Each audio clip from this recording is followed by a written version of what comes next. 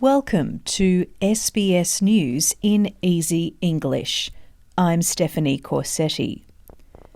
Victoria State Emergency Service says a magnitude 6 earthquake has struck the state with an epicentre near the Victorian town of Mansfield at a depth of 10 kilometres.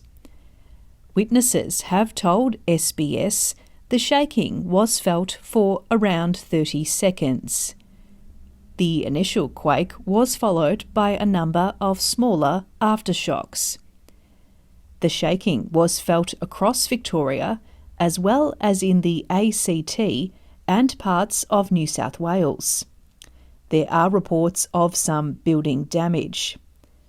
Prime Minister Scott Morrison is in Washington, D.C., but he says he is in touch with the authorities in Australia and the federal government will help where needed. But of course the federal government stands by through Emergency Management Australia to provide whatever assistance is needed, whether from the ADF or others, but at this stage we have had no reports of serious injuries or worse.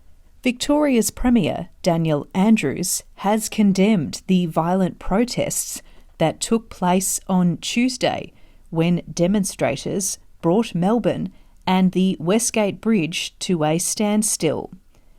Victoria Police has been given permission to use crowd control force after protests started over construction industry concerns. He also says Victoria Police will take action against those who do the wrong thing. They're not there to protest, they're there for a fight. And what we saw yesterday is an insult to the vast majority of tradies or people in the building industry. New South Wales has recorded 1,035 new local cases of COVID-19 in the past day. New South Wales Health also reported the deaths of 5 people due to COVID-19. Premier Gladys Berejiklian says once the 70% double-dose vaccine target is reached, her state will roll out a vaccine passport. Now, in terms of 12 to 15-year-old children, as we know, they were recently invited to come and get vaccinated.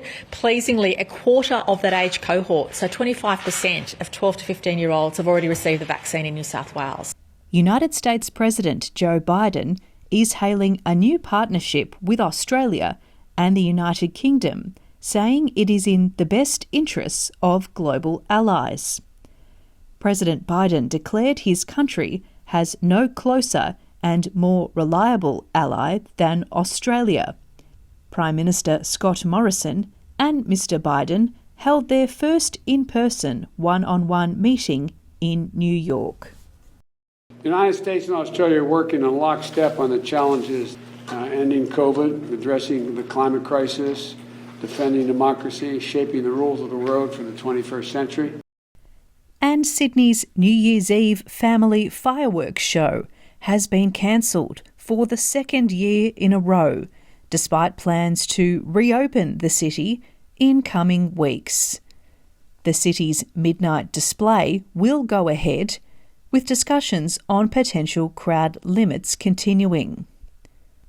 A spokeswoman for the City of Sydney confirmed the earlier fireworks display had been cancelled again to ensure the celebrations meet pandemic public health orders. This is SBS News in Easy English. Thanks for joining us. I am Stephanie Corsetti.